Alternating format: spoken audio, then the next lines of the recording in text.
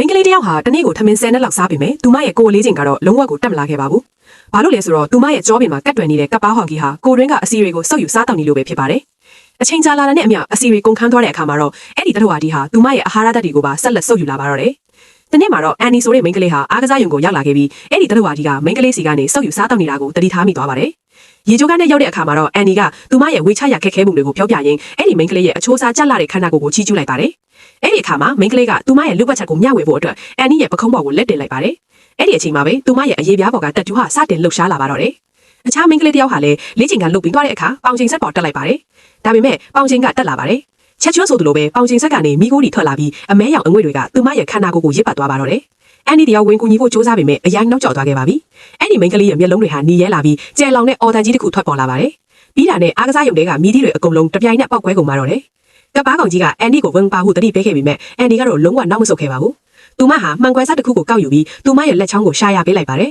။သူမရဲ့သွေးတွေဟာတောက်ပတဲ့အနီရောင်အဖြစ်လင်းလက်သွားပါတယ်။အဲ့ဒီအခါမှာတရဝါကြီးဟာခွေရိုင်သွားပြီးမိန်းကလေးရဲ့ကိုယ်ထဲကနေခုန်ထွက်လာပါတယ်။ပြီးတာနဲ့အန်နီစီကိုအရှိန်နဲ့ခုန်အုပ်လာပါတော့တယ်။ဒီလိုအသက်လွတ်ရမယ့်အချိန်လေးမှာပဲအန်နီရဲ့စီနီယာရောက်လာခဲ့ပါတယ်။သူဟာအားပါတဲ့ရိုက်ချက်တစ်ချက်ထဲနဲ့အဲ့ဒီတရဝါကြီးကိုပေါင်ချိန်ဆက်ထဲပြန်ဝင်သွားအောင်ရိုက်ချပစ်လိုက်ပါတော့တယ်။